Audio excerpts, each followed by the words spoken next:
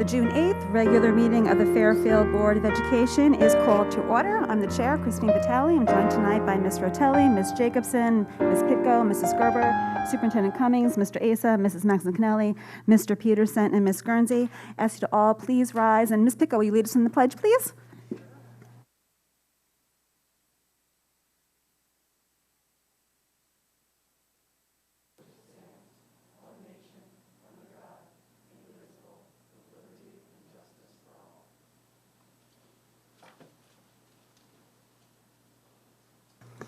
It's nice to welcome some public participation today.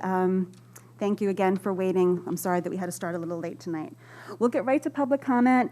Being this is a hybrid meeting, we have members of the public joining us remotely, as well as those in the audience. Why don't we start with the one caller who called in? Marco, can you connect that caller? And just for public comment, we're taking 2 minutes of public comment. Please state your name and your address for the record. Is the caller on the line? Hi, this is Adrienne Hoffman at 646-787-7902. Is it my turn? It is. Okay, hi. My address is 176 Home Fair Drive in Fairfield. First, want to thank you for the time to be able to speak to you all today. I'm calling in on behalf of myself and other special needs parents in the Fairfield Public School District. To be clear, I'm not certain if this is the exact forum to share some feedback, but we felt it was important for the board to be aware that it was announced to us the week before last that Fairfield had made the decision to change service providers for PT and OT services from Rehab Associates to another third-party provider. This, as a matter of record, affects our most vulnerable population of schools. It was also communicated to us that current service providers would have the opportunity to stay with Fairfield Public School, but we understand from those providers that that is in fact not the case. And just wanted to express real concern that although this topic may have been raised at previous meetings, as a parent myself, I don't feel like we were engaged properly in a discussion to understand the criteria in which a new provider was selected. And many of us have extreme concerns about the quality of continued care given the relationships that our kids have with their providers and the enormous amount of stress and disruption that they have already faced this year. Thank you for calling. I'm asking the board if you can offer me and other parents who share my concerns any input that you all have had into this decision and guidance that you can share to help us understand what we can do to try to keep continuity and consistency with the providers that we currently have. Thank you for calling in. And just a reminder to the public, the board does not, we hear public comment, but we do not answer questions or necessarily give comment on public comment. That's just our procedure. So I just wanted to make that clear moving forward. But you can email the board and the superintendent for further clarification. Any other callers on the line? Seeing none, we'll now go to those members of the public that are with us in person. If anybody would like to give public comment, I invite you to come to the microphone and just give your name and address for the record.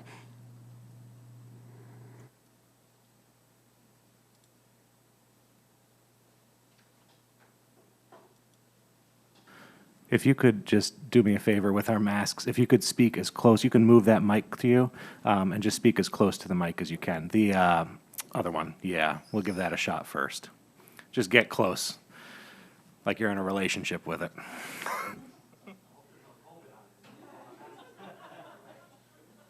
Mr. Asa.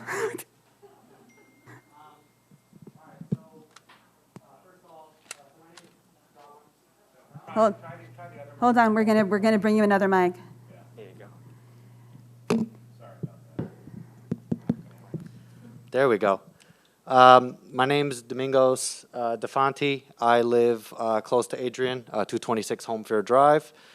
I'm here to discuss the email that Mr. Cummings sent with regards to the Safe School Return Plan. I have concerns. I saw the response to it. But I'm here to advocate for my kids, and I'm here to ask you to advocate for my kids. I know many of you have kids as well, and you have your own concerns. I submitted public comment. It has a lot of facts in there and a lot of data. I've inundated all of you with data. I'm not going to inundate you with data here. What I'm going to do is I'm just going to talk to you about a few things, right? So within the United States, we've had, I think, 309 total deaths for people in the demographic of 0 through 17 years old, right? In Connecticut, we've had 4. In Fairfield, we've had 0.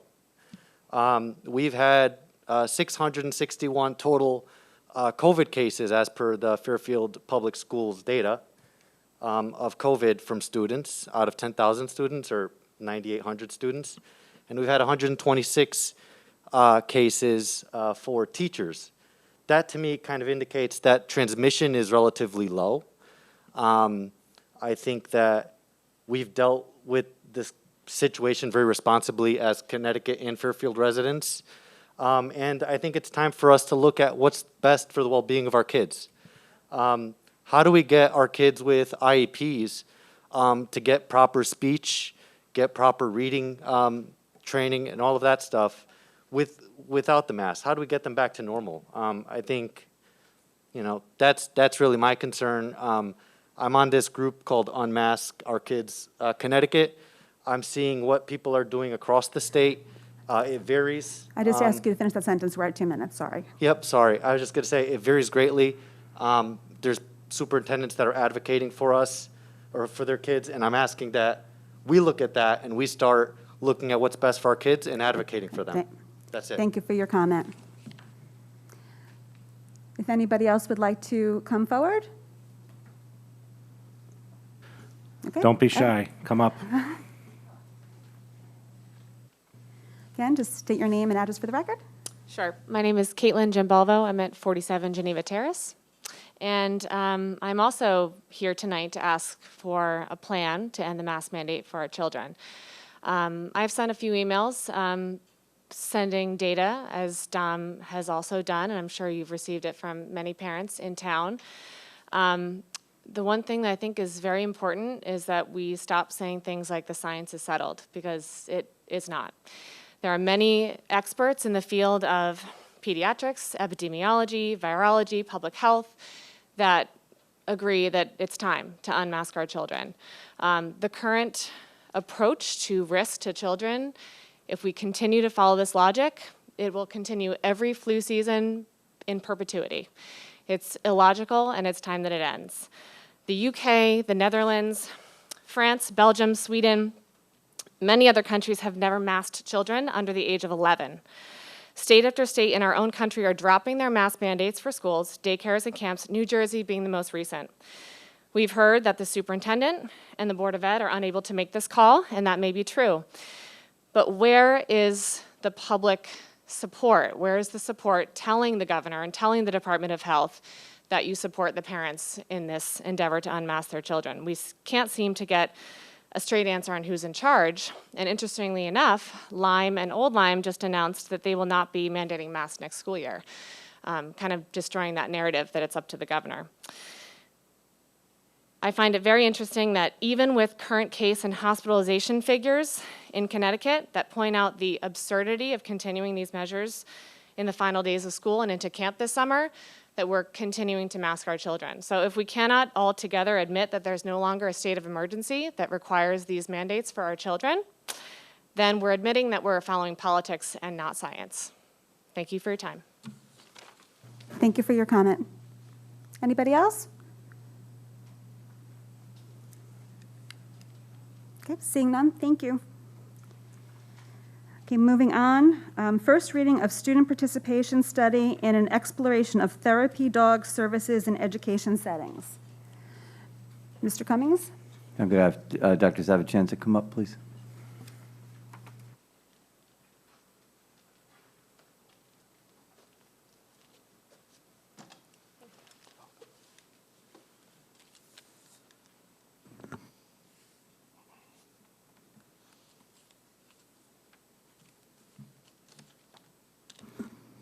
Good evening, James Zavajancic, Executive Director of Instruction, Curriculum, and Assessment. And this evening, I'm joined by Ms. Moyer, a social studies teacher here in Fairfield Public Schools. She teaches in the social studies department. As I said there, she is also a doctoral candidate at Western Connecticut State University and would like to conduct some original research here with a student in our public schools. In a moment, I'll let Ms. Moyer speak about her original research. It's a qualitative study which requires an interview of a student. It has passed institutional review board at her university, and we are requesting that she be allowed to conduct the interview with the student on site. It is about therapy dogs in education, and Ms. Moyer will present the purpose of the study, the purpose of the research, as well as the protections and data protections that she will have as a result of conducting this research, if approved. So thank you for your time and consideration.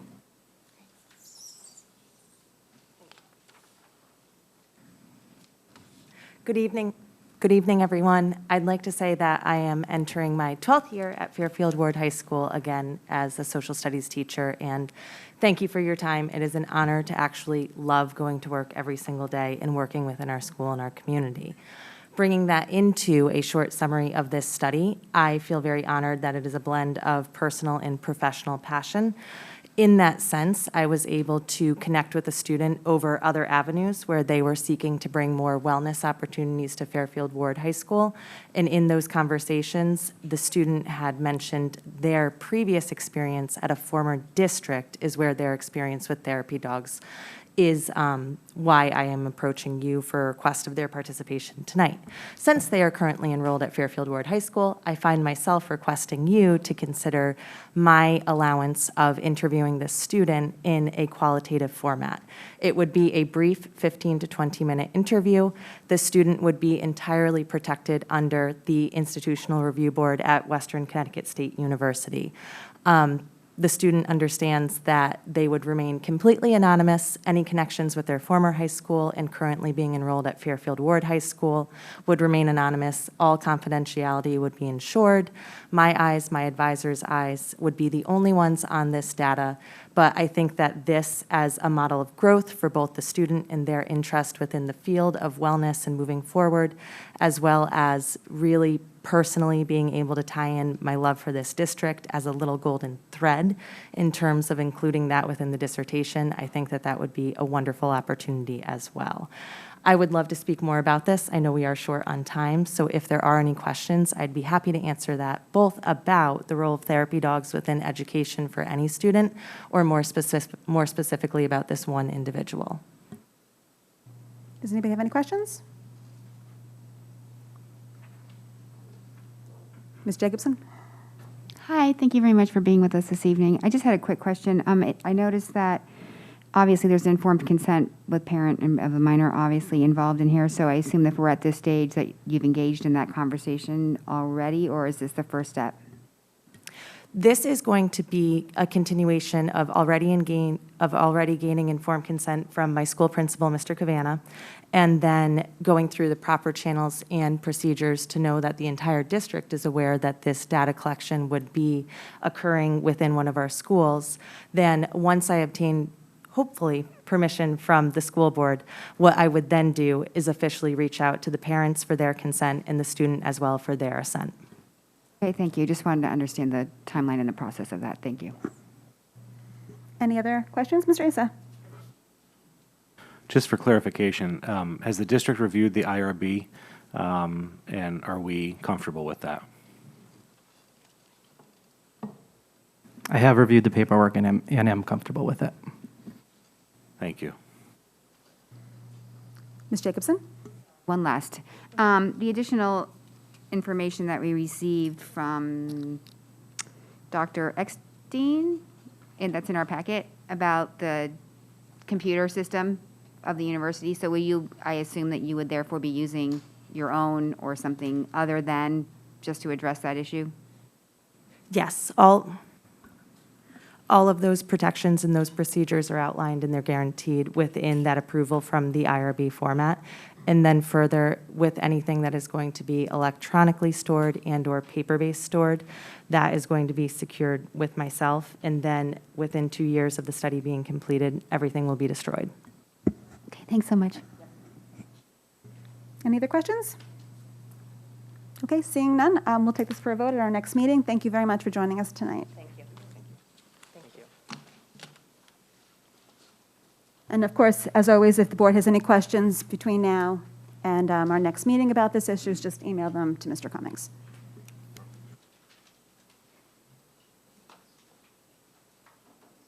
Okay, moving on, first read of policies. First read of policy 5141.3, health assessments and immunizations, and first read of policy C19 temporary policies and regulations related to the COVID-19 pandemic. Mrs. Maxicanelli. Thank you. So the first policy change is directly reflective of changes to state statute. The language that we adopted in policy for your consideration sticks very much to the intent. It does not go beyond. We did not try to set standards that did not come directly down from the legislature. Some of the more minutia that if you look at the FAQ, you might wonder, why don't we need to say those things?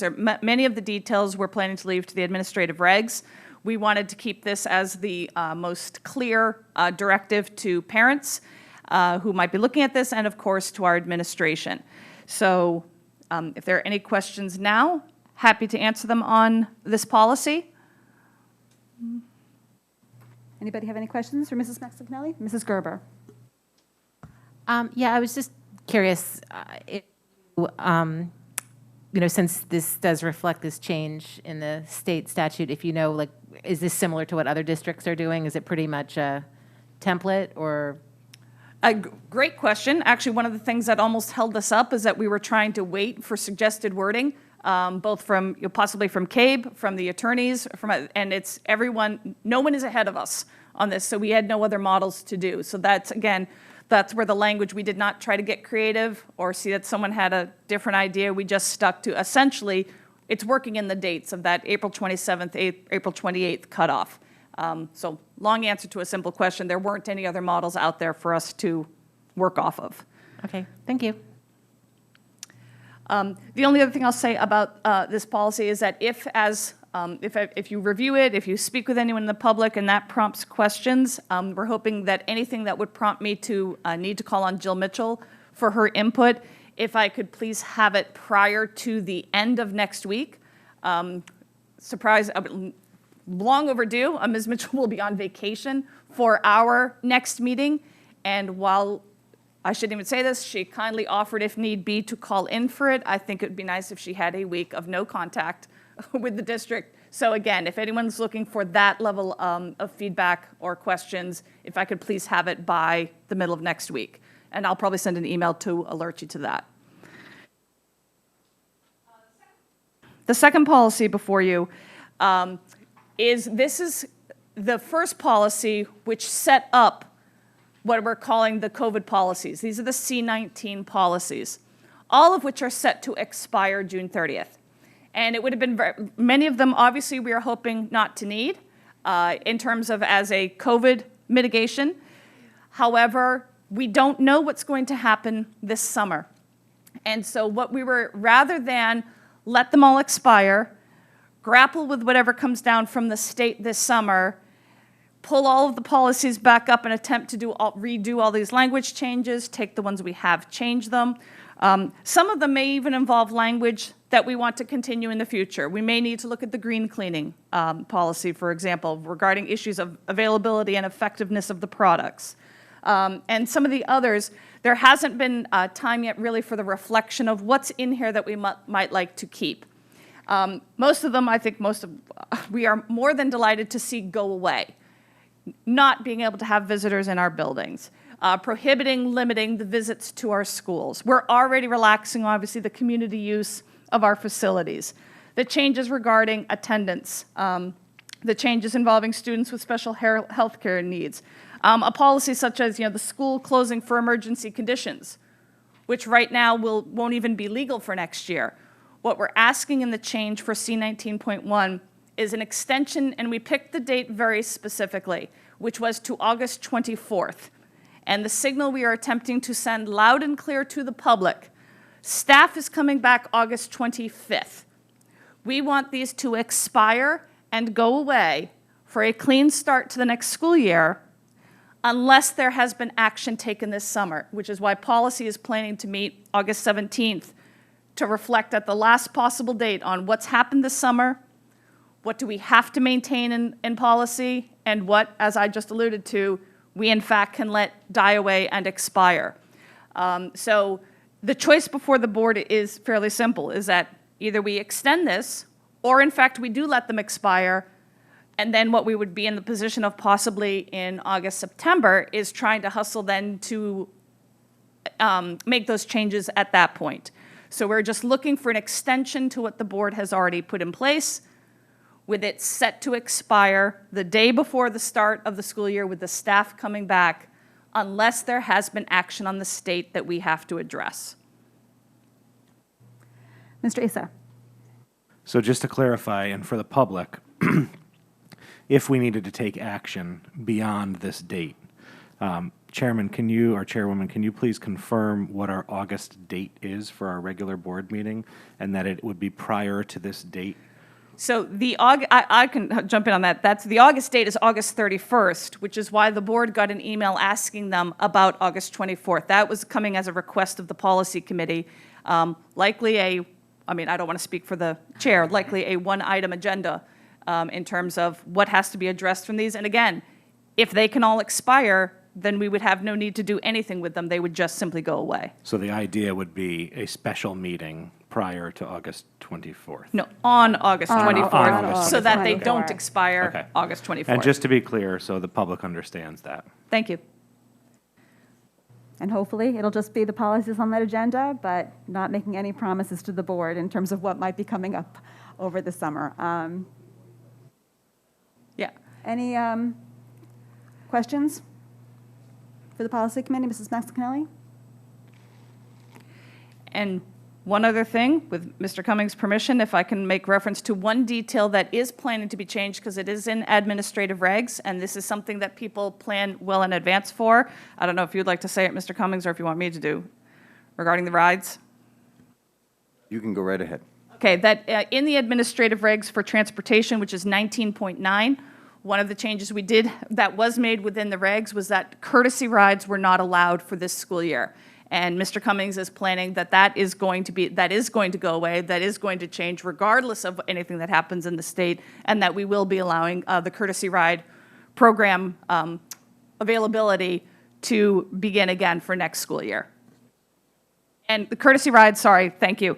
The courtesy rides is something that the district offers that when there is room on a bus, that it's not filled to capacity, and there's a student who is a walker who would like to avail themselves of a bus stop and getting on the bus, that's what the courtesy rides are. So these are students who do not otherwise qualify for buses, and so that's something that the district has been able to offer as a courtesy. I don't even know for how long, but again, was not available this past year. Thank you, Mrs. Maxinelli. Okay, so again, if anybody has any questions about this, or specifically if you need guidance from the health department on the health assessments and immunizations, please let Mrs. Maxinelli know as soon as possible so we can get in touch with Ms. Mitchell. Okay, moving on, approval of minutes. That the Board of Education approve the 11/18/2020 special meeting minutes. Ms. Pitko, seconded by Mrs. Gerber. Any discussion? Seeing none, we'll take it to the board for a vote. All in favor? Motion carries 9-0. Moving on to the superintendent's report. Mr. Cummings? All right. Thank you and good evening, everyone. A few things to update tonight. We're going to start with the reopening. I'm going to broaden kind of the definition of reopening a bit tonight because we've tended to concentrate reopening conversations on the physical health and safety of the building, but I want to take a moment here to talk a little bit about reopening is going to look like in the schools and to give you some sense of the direction we're sharing with the principals as they will be meeting soon with their school improvement teams to develop the school improvement plans for the 21-22 school year. Just a quick update, though, on the mitigation strategies. On the DPH call this morning, we were again told that the state is working on updating the guidance for things like the mask use, the distancing, those types of things, the cohorting, the quarantining. These are all things that we're waiting for further guidance on. It was reiterated again by the commissioner how important this information is to local school districts, which we know. But with, again, her promise that they were going to get to this as quickly as possible. So as soon as we have this, we will get that out to everybody. Related to that, we have been getting comments, we're collecting comments still on the return to schools plan, which is posted online, and we will be producing a final version of that. As we've talked about, this plan is a requirement, it's the first requirement essentially of the ARP-ESSER grant. So based on the commentary we've received, we'll make some adjustments to the plan, and then again, that will be posted online by the expected date for it to be posted online by the grant is June 23rd. And again, it was reinforced that as of now, that plan must include the current mitigation strategies. So we have to anticipate that we're going to be beginning the year, for now, with the way we end it. Related somewhat to Ms. Maxine-Cannelli's conversation about the COVID policies. It's a matter of extending these things through the summer at this point, until this further promised guidance comes. And as I said, I want to talk a little bit about our school improvement planning process because this does relate to the reopening and getting ahead of ourselves. The board will not be meeting in July, so it's important, I think, that we talk a little bit about this. The school administrators are bringing their school improvement plan teams together. That work will begin around July 1st and continue through the month of July. We're working on some format changes, minor format changes, and as the board has previously discussed, trying to better integrate the school improvement planning process into budget planning for the development of the following school year budget. But the three big topics, big areas or themes that I've asked the schools to concentrate on are extensions of work that we've done over the past few years. The first is really around instruction, and I had two components to that. The first being, what is the support that our students need, both socially, emotionally, and academically? And we have some district data that we're able to share with them, but what also are they learning at the buildings? Because it's important that while we ask the schools to share common themes across their work, they frame those plans directly for the populations in their schools. So they should be specific to the needs of the school. And then the other part of that is thinking about how to best use assessment to determine what student learning needs are. And when we're hearing the word assessment, most of us are thinking tests. We might be thinking standardized tests. I'm going to challenge you to think beyond that. An assessment is any form of finding out where a student is and determining how the instruction should follow. So it can be a summative test, like an assessment, like a test, a chapter test. It could be a quiz. But really it's about, especially at the beginning of the year, the formative type assessment that informs instruction, that informs a school's determination of what they're going to need to do to support student SEL needs, transition needs for incoming students, for incoming grade levels. It really casts a wide net. And one of the things we're working on is, as a district, is broadening the term assessment and how it should be used to support student learning needs in the moment. The other two issues, second is around continuing the equity work. I want to directly tie, and I think we have to continue in our conversations around equity, tie it directly to this issue around providing support for students. A strong SRBI system, any strong system that is going to support student learning needs really needs to take an equity lens, that we're having the same expectations for all students and that we're supporting all students meet those expectations. So that's some of the work we're doing really around school culture, and we will be talking in further detail with you about the district plans to professional learning plans around this specific topic, but that's something that the schools are going to continue to work on. And then the last one, and perhaps the most important one, is the idea of restoring our community. As we come back together, even tonight's example over at Fairfield Ward, right, as a community of coming back together into one room to celebrate the achievements of our students. But as schools begin to bring students back together and restore that community, their staff, bring the ability to bring parents back into the buildings, as we look forward to those things, hopefully without interruption come September, how do we purposefully bring a sense of community back? How do we rebuild? The best people to answer that are the people on the grounds in the school. And that's certainly part of what they need to do. And as we've talked, again, at previous board meetings, part of that work is the idea of how are we going to welcome our new students to the school system.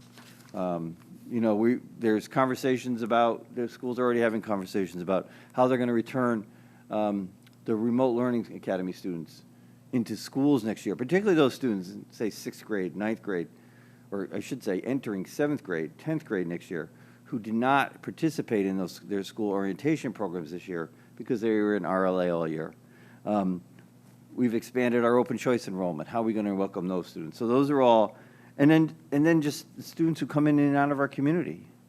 How are we going to be more deliberative in our practices to become a more welcoming school, more welcoming schools and a more welcoming school system? So those are the three big themes. And then the district plan will grow back out of that. So there's going to be a synthesis and a symbiotic relationship between the school and district plans next year. These will also be the themes of the district plan, the one-year plan that we're working on for 21, 22. So I don't know if there's any questions on reopening before I go and talk about the district improvement plan. Ms. Jacobson. Sorry, thank you for the update on that. I just had a quick question. I heard under the instructional piece, assessment of, students and looking at the broad array of those different variances and opportunities. But I'm wondering, as part of this process that you're engaging in, if there's going to be reflection on assessment of how we did and just what worked well, what didn't work well, what was inconsistent, what just what we can learn and maybe carry forward, or where maybe we fell short. So when we think about assessment in terms of students, I'm also thinking assessment of our performance at different levels that may look very different, but just some thought process about our reflection of assessment of ourselves. Thank you. Yeah, we've already begun that work. We conducted a process on May 25th with the staff that we're going to go back to them. I have a memo going out to staff tomorrow. Late in the day, I believe. It's hopefully get it done. We've got some final edits to do on it, but essentially it sets up different processes for the staff. 5 questions that are asking the staff to provide more detailed feedback on and more solutions. So based on their initial feedback, we've identified these 5 buckets.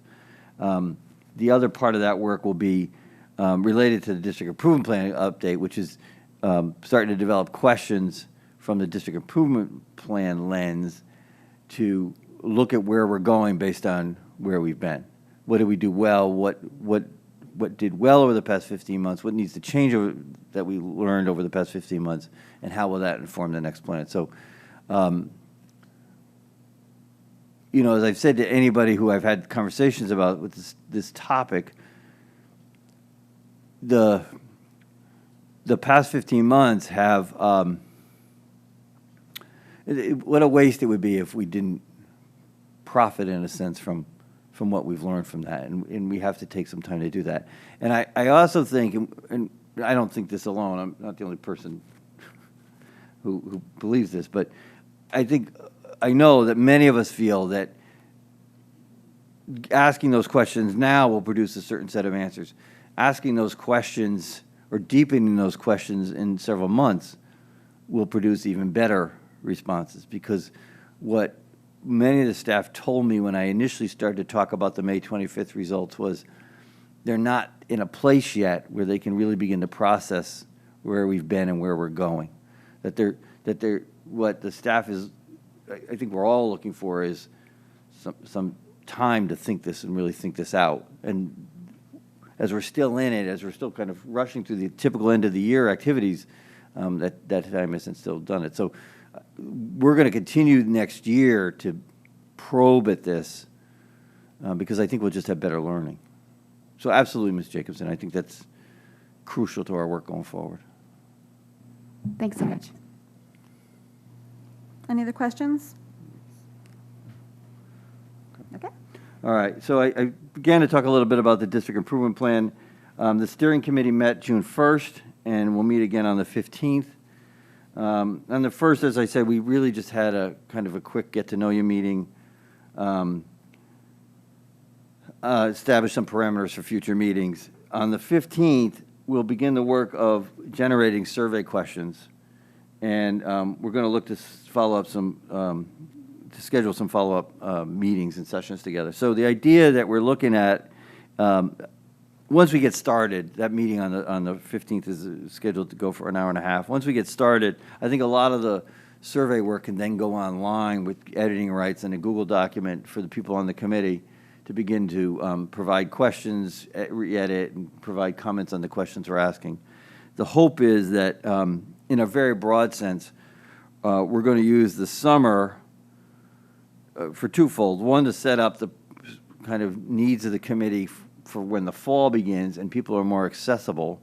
So that will mean a broadening, well, I should say, from the steering committee, identification of other committees that might begin to work on certain areas, as well as hopefully broadening the membership or including more representative groups in those other committees. So, for example, reaching out more explicitly to the student community as one, more explicitly to other political bodies in town as another. That's one hope for this summer. The other hope is that we get data. We start to gather information, taking advantage, we leaving surveys online, and hopefully by the end of the summer, we'll be able to schedule some follow-up focus groups to explore what the data is telling us in a more probing fashion. So those are the two goals for the summer work, essentially, before we get into the fall, and then really kick it into gear with moving from the data collection to the focus groups to beginning to develop the kind of buckets of work and the action steps to make those buckets successful. Mr. Asa. So I know we've talked about further on in the process having board involvement and probably extra meetings around this, but can you remind me, is there a liaison from the board on the steering committee? And if not, at what point will somebody come on? There is not a board liaison on the steering committee, so if anybody wants to join, we're certainly open to it. It hit me when we were in the last meeting that we did not have that. Okay, yeah, I would like to see a liaison if possible. I'm not volunteering myself, but I didn't think so. I think somebody with more of an educational background might be good, and we have a few of those, so. Any other questions? No. Mrs. Mascanelli? I deliberately waited a few seconds so I would not get drawn into Mr. Asa's point there. I did have a couple of questions regarding, and this is kind of a combination of the reopening update and the district improvement plan. And it regards the supporting our student needs and the better use of assessments and our SRBI steps.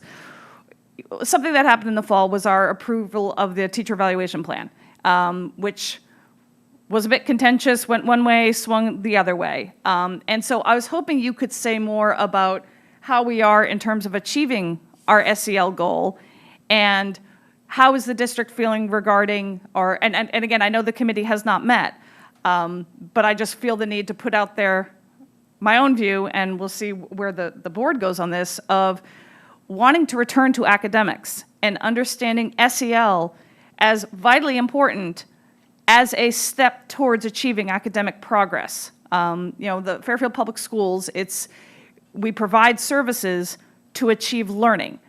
And so I'm hoping, and maybe now is not the time for this, maybe at our next meeting we can hear something about how staff feels they did towards achieving those SEL goals, which were part of their evaluations, obviously at the macro level. But I'm interested in getting us refocused on the education that we are doing.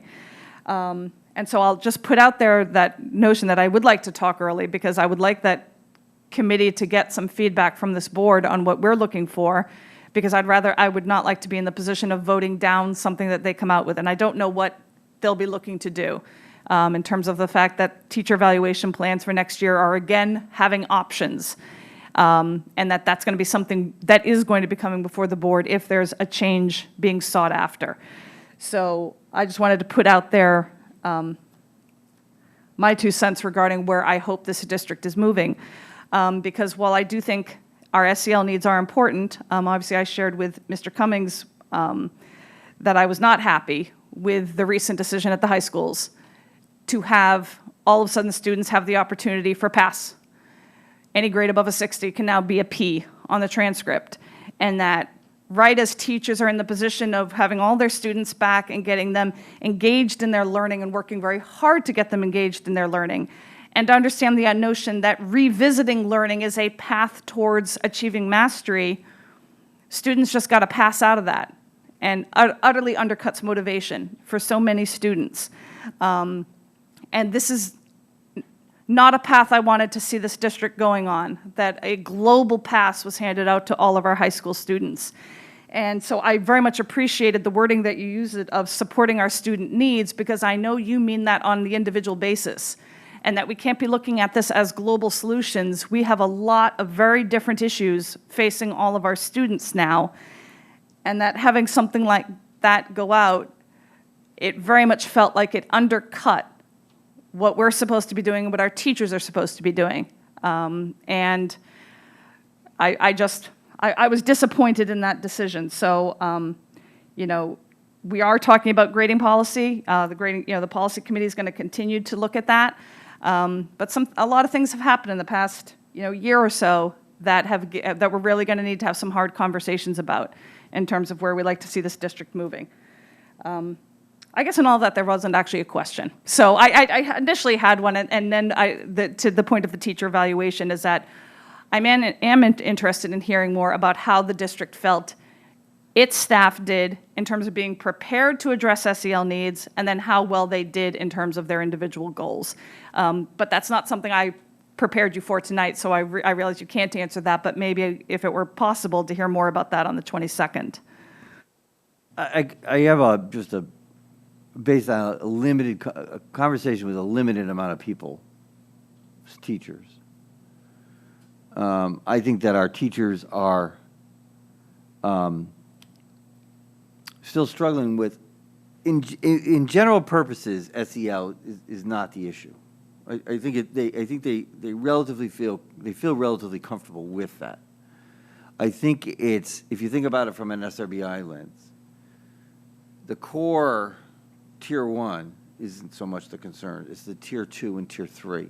And one of the things that we're going to talk about with the staff, one of the requests for the staff, and I've talked with Mr. Mancusi about this, that one of the things we're going to do this summer is our teachers are asking for more guidance on the Tier 2 and Tier 3, particularly when an issue comes up in the middle of a class. And where do they kind of go with that? How do they direct that? What are the responses? So we have to develop a more formula, I don't want to say formula, a more formulaic, I guess, response to those things to support them in the moment. And not only support them, but to support the other students who might be in the class when something is said or done. So I look at that request saying that's a natural evolution. And to some degree, even though it's a request for more support, it's also some sign of success that they've been able to address most of the issues that have come up. I do think that the work we have to do to align our SEL systems that came up in the budget meetings is something we have to do, because it's not systemically pre-K 12 plus. I would also, to your point, I think that what staff would tell you, what our administrators would tell you that they've learned over the past 15 months is while it's been said before, the reality that kids need to be in a place to access learning before they can learn, that's a reality now for people. They see it. And I would also say it's broadened. It's not just social emotional learning, it's executive functioning issues, skills like that. And I think that there's a sense from our staff that we need as a school system to do more, invest more time in that in order to then get more out of the academics. Like, that's the precursor that we've not spent time on. So I don't think that, I think that these two, and I know you don't mean it this way, but these two buckets exist together. And one will support the other's development and richness, as it were, if that makes sense. And how we do that, starting in the earliest grades, is going to be key to the academic success that will follow. It's a way to access those kids who right now are not accessing academically, if that makes sense. So I think that there's a relationship between these two that we have to explore and deepen. Any other questions on district improvement plan? Mr. Peterson. This is not strictly on district improvement plan, but Ms. Maxon-Canelli brought up the issue of the high school grading. I was going to bring it up at the end, but I wonder if you could answer a couple of questions about that now, if that be I can certainly try. One of the kind of the major questions that I have, it felt very abrupt. I was not prepared for that announcement. I don't know that we've talked about it in this board at all, and it seems that, coming right before the start of final season. I wonder kind of how long this has been in the pipeline and what the thinking was going before it. I mean, you seem to be linking it directly to kind of the, a support component for people who have had difficulty with the remote learning this year, but I kind of wonder what the thought process was behind it. The administrators had discussed it at a high school meeting. I think the last time we discussed it was perhaps April. I may be wrong on that, but it was a month, at least a month or so ago, as a need. And we had talked about the possibility of it, having done it last year. The general direction after that discussion was to go back and have conversations with the counselors to see kind of what the issue was. My sense from this is there are students who are struggling, who continue to struggle. Some of them who've been in school, some of whom have been in hybrid, some of them who've been in remote, and for reasons that may not be directly related to school, but are exhibited in school, are struggling to produce the grades. The sense from the schools is that there's a relatively low number of kids. In fact, last year when this was offered, very, very, very few kids took the option of the pass over the letter grade. The feeling is that this year it would be about the same, if not even fewer. But the purpose of the letter, as we've talked about with administrators in general, is there has to be access to these types of discussions. Like if a counselor can work with a kid and then go to the principal and kind of have conversations with the classroom teacher, and these types of things are done because the pass-fail exists as an option anyway. But if it's kind of this closed conversation, if you need, this is an overstatement by all means, but if you need to know somebody to have it happen, then it's got an equity problem all over it. And so by putting the letter out, the idea just to be as transparent with people as possible that this exists for everybody. Again, the principals don't feel that there's that many will need it, but they just wanted to make sure that everybody was aware of it. All right, that's fair. I guess a follow-up question. I mean, obviously, this is something we pursued at the end of last spring. Do you have a sense of how widespread this is as a practice for this academic year? I mean, I'm thinking about college transcripts in future. Wondering if obviously, 1920 school year has colleges will be evaluating things that are odd. Is this something that similarly a lot of districts are doing this year? This is something that other districts are doing. I think that there are districts trying to respond in different ways to the needs of kids. I will tell you that the districts that I speak with directly, most of them are doing something similar, and I know that the high school principals with their FCI colleagues had talked about this as well. So I think that this is something we'll see. And the colleges themselves are taking different approaches to grades over the last 2 years, as you probably are well aware. So it's really a mess. How different SAT, everything involved is really a mess. But I don't think what we're looking at. I can assure you, we're not looking at a change in our practices going forward. As we've talked about in the past, this is a very reactive movement, decision. Strengthening the school system means that we put in place the practices that would eliminate reactive movements as much as possible, so that if we're better responding along the way, and a pandemic would be a difficult thing to prepare for, but that we would not have this issue come up.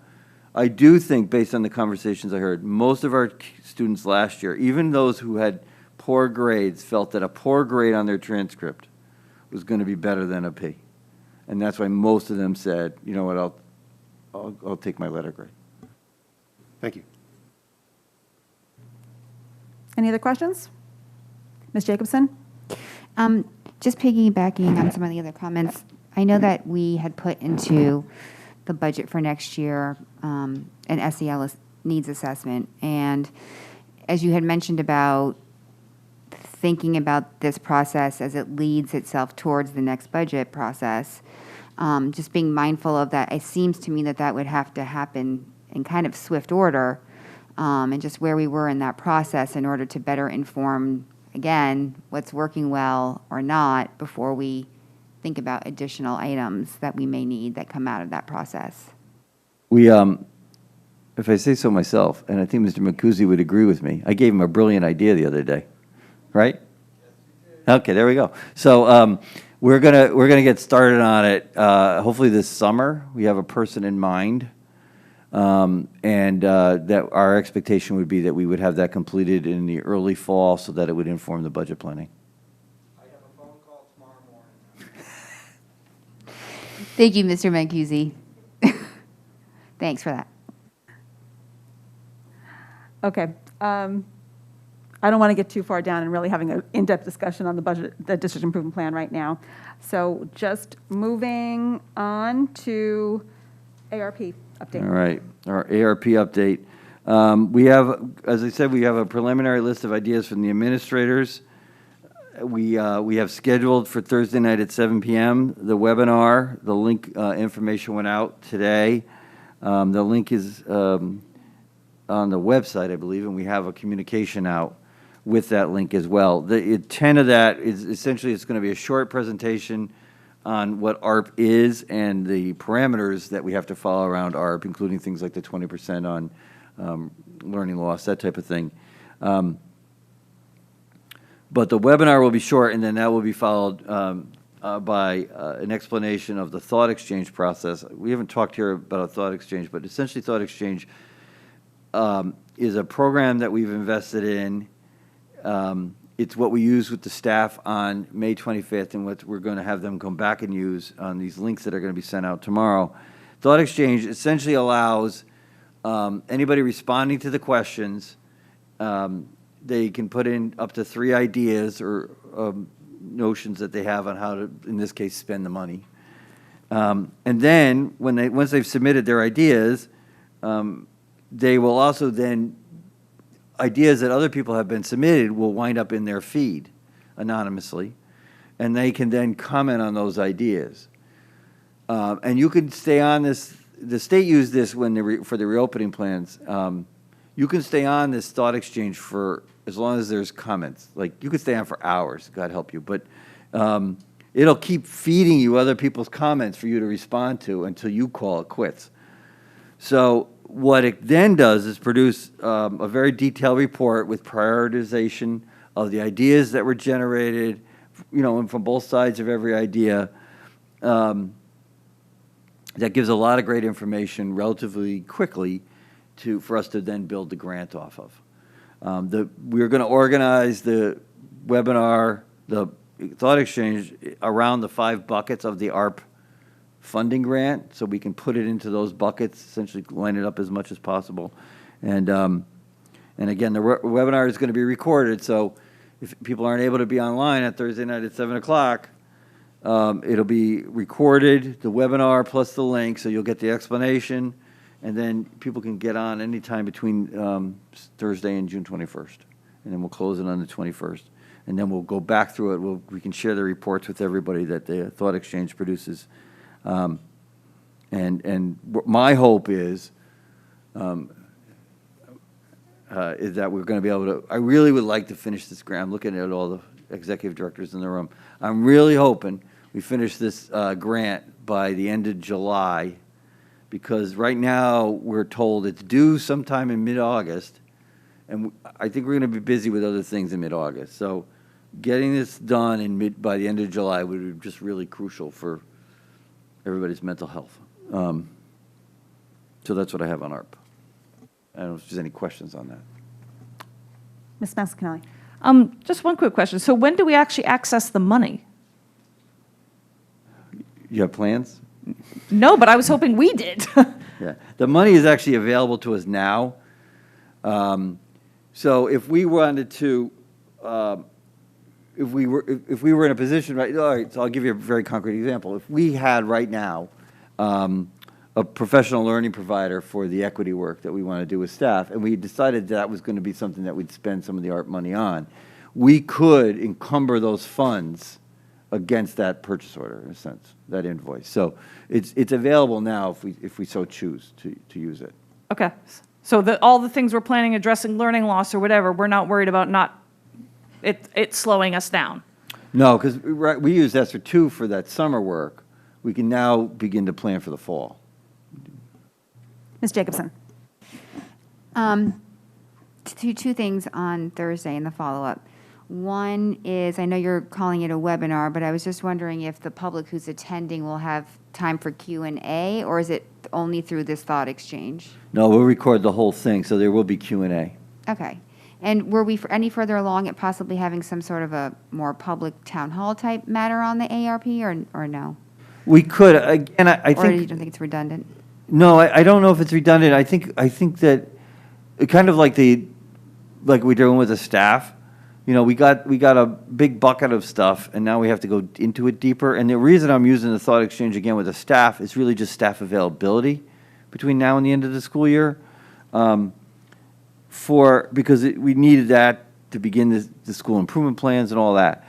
I think similar to the district improvement plan, we could decide based on the feedback that we want to have a focus group on things that need more clarity, for example. Or we would really like to extend an idea out with a brainstorming session. So I'm not putting any of that off the table by any means. Just want to make sure the public knows there could be other avenues other than the thought exchange piece. And I was just wondering, I haven't gone into that yet, but is there a link or a cheat sheet of some kind before they start the thought exchange so that it's clear what the allowable uses are in the priority areas of the state, so that something out of kind of left field isn't put in there that they're going to be upset isn't in, because it's not, there's very clear parameters, as you mentioned. So just Right. want to make sure that there's a lot of public awareness around those limited items. The buckets are set up in such a way that they're going to be, the buckets are set up that they have to put into those specific buckets. And then, will we see, before you actually encumber the funds, will we have the opportunity to see those before the money's actually encumbered? Yes, my expectation is, first of all, if we encumber anything, we can unencumber it, right? But my expectation would be that during the course of the summer, as we finalize the grant, we're going to keep this all very public. In fact, we're expected to. Dr. Parrish and I were looking at some of the requirements today, for example, and one of the requirements is that in each of these spending areas, we need letters of support for the ideas that we're spending money on. So it mentioned, you know, the members of the Board of Education, students. We need to collect these kind of, beyond the data we're collecting through the thought exchange, we need these other endorsements of these ideas as well. So that will be an ongoing process all through the summer. Great. And I was just wondering if you wanted to give a quick follow-up on ESSER 2 and the enrollment especially on the secondary side. Is that up any better, or how's that looking? That is next. Oh, sorry. Yeah, it's okay. Any other questions on ARP? Mr. Asa? So what happens if we decide to spend this money that's technically available and our application is for some reason denied or delayed? I don't know how, I want to be careful here. I don't know how rigorous. There's a lot of hoops that we have to jump through. But my understanding is that, well, first of all, I would not actually spend the money until I knew the grant was going to be approved. Like I wouldn't authorize it otherwise, you know. I think that we know that something like an equity training for staff is high on the list of state expectations in plans. Or equity is like one of their leading keywords in their budgeting priorities. So I think that we feel pretty comfortable about a lot of these things. It's possible that in a more complicated spending initiative, like for example, an after-school tutorial program, that, you know, number of days a week, after-school transportation, staffing, all that, the more moving parts, I think it's more likely that there might be some, they'd send us back to the drawing board, as it were. Something might be missing. But we also have the advantage of working with a consultant during the creation of the plan so that we're able to, it's like an open book test, I suppose is how you look at it, if that helps. So understanding, and I fully support the idea of you having your staff get this done. I mean, I don't think it should be a question. I think it should be done. I agree with you saying at the end of July. I think that makes a lot of sense. When, can you remind me, and I apologize if you stated this, when are the awards to be announced? Like when is the answers from the grant applications go out? They will be done, I think, on a rolling basis, but they should be done by the beginning of September. I mean, this is why I don't think that it's especially rigorous. I think that they're looking for a quick turnaround of these, and they've promised that they're hiring multiple grant evaluators for late summer.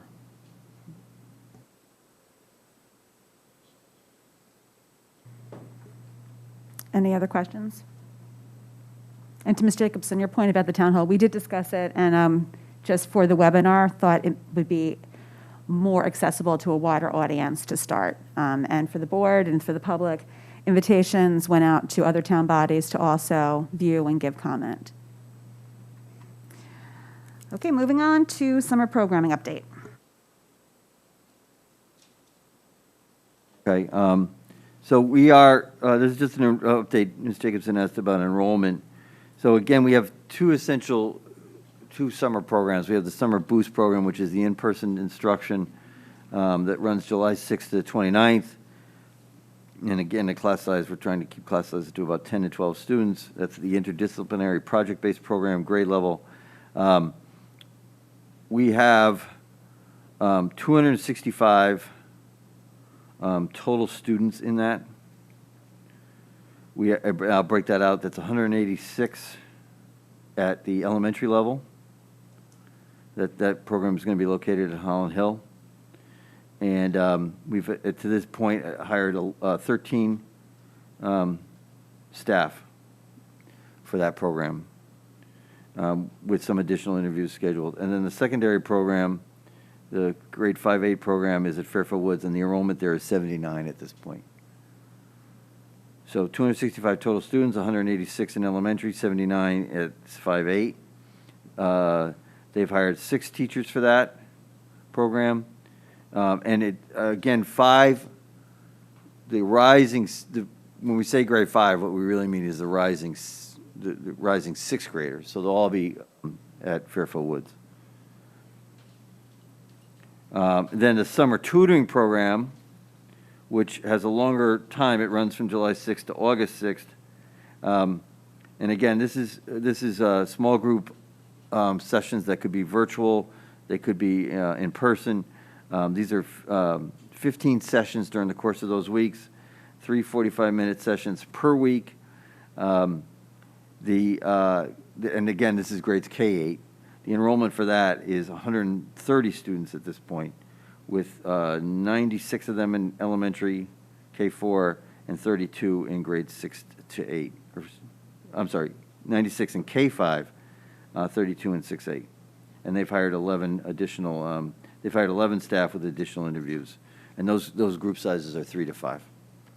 And the staff right now is working on the focus areas for both the Boost program and the tutoring program, how to group those students by academic need. So that's the work that's currently going on right now.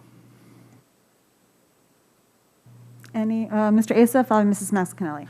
And how does that line up budget-wise with what you were predicting as far as costs? Right now, it looks like it's going to be less than what we budgeted in ESSER 2. So with ESSER 2, as with ARP ESSER, we have the ability, if once the bills, in a sense, are paid, we can then realign that money to other spending needs. So one of the things that we can look at is, as we develop the request for ARP ESSER, what funding is available from the summer program this year, and how can we take on any of those ARP ESSER ideas and actually put them in ESSER 2? Just the difference is ESSER 2 has an earlier end date than ARP ESSER. Okay, so we don't have anything defined yet as to where those funds will go, but you'll bring that to us when you find out. Yes, we have plenty of ideas, but yes, nothing defined yet. Mrs. Mascanelli. So for the Boost students, can you refresh my memory again on how were they selected to be invited? They were selected based off initially the winter star scores and then teacher and staff input from the schools. Okay, so these are targeting students who were always performing low or who demonstrated a drop in the course of this year, or both? They were students who they're both. Okay, so then obviously I have to ask, how are we measuring the success? Like, what is it that's, not that I'm looking for testing out of this, but how are we measuring that the summer program is achieving what it's supposed to achieve? We'll do what we've done in the literacy program in the past, which is essentially at the end of the summer, give them another STAR assessment to see what that data information tells us, so that we can do a compare and contrast of the program. All right, so I guess I'm unclear how what sounds like a very interesting program, a project-based program, how is that going to be impacting a STAR score? Well, because the curriculum is really heavily based in literacy and math skills. So the idea, broadly speaking, is to sneak in the learning, hopefully while the kids are having some fun, and be more authentic engagement. Gotcha. And then likewise for the tutoring program, which I don't get the curriculum of how that's working. I love the idea of a very small group instruction, again, hopefully very much addressing learning loss or, falling below grade level type of work, but what's guiding that? That again is the STAR work, and what's really guiding what we were hoping to do with the tutoring program was address the needs of students, coming up with a backup plan for students who might not be able to commit to 4 weeks to the in-school program, as well as recognizing that we might not have enough staff for the in-school program, given the nature of the summer. This was a program that is more direct instruction, but is designed to be more flexible in time for both students and staff. And that's why it goes those extra couple weeks, because we just then knew we would need some more time with them if they're not going to be able to commit for the 4 weeks. So the more direct instruction, meaning more direct in terms of the literacy skills and more direct in terms of the math skills. Right. So another way to look at this is, in the Boost program, students are grouped by grade level, rising grade level. In the tutoring program, I would expect that most of those students will also be grouped by grade level. But if we're actually looking at it from skill needs, there could be cross-grade grouping as well. Okay, thank you. Ms. Guernsey. Just a quick question about, I guess, the students that are not able to attend the summer programs. Could you give us a sense for how many students that were invited are not taking advantage of these programs. Dr. Parrish, do you have the total number of invites? Or Dr. Zavachanczyk, do you have that?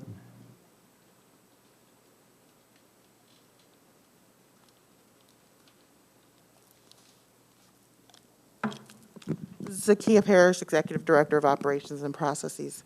No, I don't have the exact number of students who were actually invited. That's something I would have to go back to look at. I know that the initial list that was put together had about 300 students across K-8 as the initial round of invitees, but then there was a secondary list that had some additional students on it. Basically, we wanted to make sure that if there were students that from that first list were not able to participate in either program, that we can then offer it to that second group of students. But I don't have the exact number of students who declined an invitation. Thanks. And the exact number isn't really the most important part here. I'm just thinking about how we're meeting the needs of those students if we aren't able to do it during the summer program.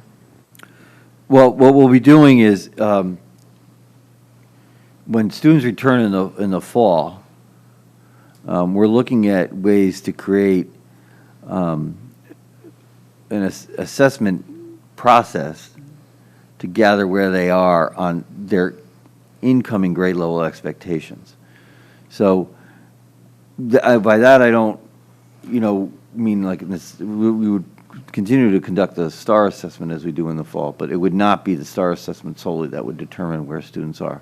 We're looking at some types of project-based learning or performance-based assessment to give at each of the grade levels that would be tied to those grade level needs to establish a baseline of student needs that would then inform what interventions or accelerations are needed for students based on those initial results. So that's how we would do it, Ms. Guernsey. We really would. And this would be for all students, even those who attend the summer program. It's basically to cast a wide net to determine what our needs are in the fall, so that we can then plan the appropriate responses, academic responses. Ms. Jacobson. In regard to this, I'm going to circle back to high school for a second. Now that we've put out, or that it's been put out, there's going to be this P option for anyone with a 60% or higher. It doesn't exactly scream to me that that would necessarily fall into a credit recovery summer school type situation, but that there may be instances where we have some of this happening at the high school. And, in the previous meetings mentioned that, or asked what we were doing for those levels. And I'm just wondering, has there been any evolution in terms of something for a small group of high school students who may be not needing credit recovery, but have had a similar decline in experience in whatever areas there may be? Or are we not there at this point? No, we're looking, after having conversations with the high school, we're looking to do this at the high school level once the school year begins, and I think primarily through an after-school approach, given the impact that any other program would have on staffing and the schedule. I think at a minimum, an after-school approach, which would probably happen at middle as well and potentially elementary, but I think certainly 612 would lend itself best, and that would have to come with late buses as well, so that students would be able to access it. So that's one of the things we're looking at for the secondary level. The other possibility would be something like, if you think about it, again, this in terms of a tiered intervention approach, some type of common time or something like that, but we're not yet in that stage of thinking with the secondary folks yet. Any other questions on summer programming? Thank you, Dr. Parrish. Anything else, Mr. Cummings, just that come up over the last day or so? That No. Nothing else. Okay, committee liaison reports. Ms. Pitko. Last evening, I attended CES's ribbon-cutting open house for their new workspace program. It's less than 30 minutes away from here. They have decided not to create it into a magnet school, but rather an alternative program, and they're looking for suggestions from the districts on how we can best utilize this space.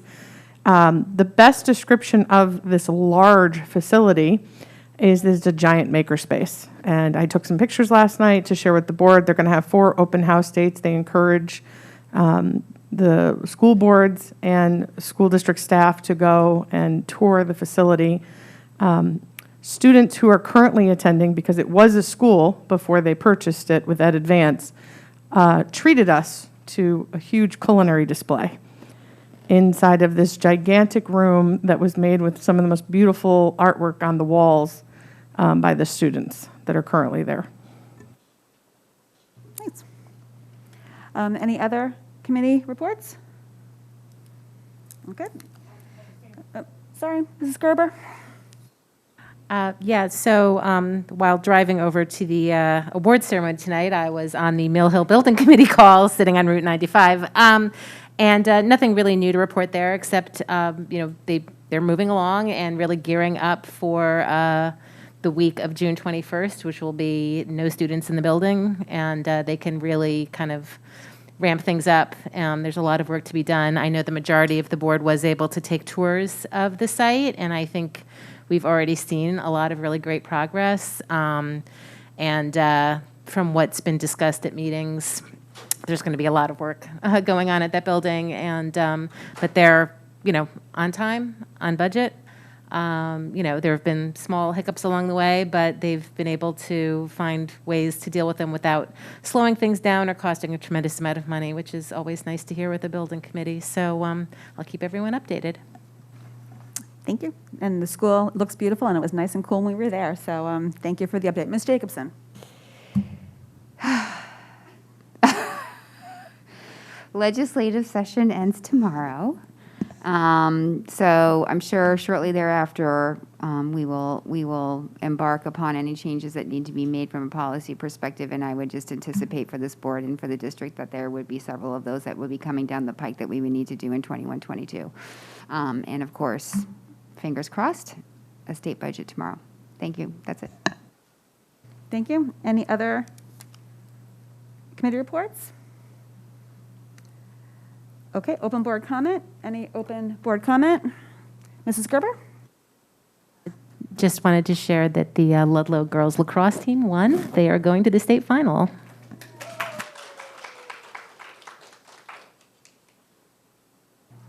Yeah. Anybody else? I'd just like to, being that this is our last meeting while people are still in school, still in session, just to thank you to the teachers and all the parent volunteers over the last few weeks for just helping with all of the fun at the end of school activities. It's been really just great to see the photos of prom and field day and just fun events that our kids are ending out the year. And I appreciate all of the work that went into that, and a shout out to our kids for being great this year and their resiliency and their creativity, that it's been a treat over the last month just to be out at the award ceremony tonight, join Mrs. Maxon Canelli at some award baseball games, the music program, the virtual choir performance last week. Really just a treat to see things kind of go back to normal and see our kids in action. So wanted to say thank you to everybody for that. Moving on to public comment. If anybody would like to give comment on any of the agenda items, you're welcome to come up again. Just ask that if you've already given public comment on something, then not to give it again. Okay, seeing none. At this point, the board is going to, if approved, move into executive session. When we come out of executive session, we'll just be adjourning. So the meeting for the public is, in essence, over. I thank the public for attending tonight, both virtually and in person. Our next meeting on June 22nd will also have a similar setup. So thank you for coming tonight, and safe ride home, everybody. And for the Board of Education hereby moves to enter into executive session to discuss superintendent evaluation in accordance with Connecticut General Statute CGS 1-210. Can I have a motion? Ms. Rotelli, seconded by Ms. Pitko. All in favor? Motion, Ms. Rotelli, Ms. Jacobson, Ms. Pitko, Mrs. Gerber, Mrs. Vitale, Mr. Asa, Mrs. Maxicanelli, Ms. Guernsey. All opposed? Mr. Peterson. Motion carries 8-1. So point of personal privilege, there are still members of the public in the room. We are going to move into the superintendent's conference room. I understand. Well, we're going to move, just no AV or sound, and the tech can do their breakup of equipment. So we're going to go into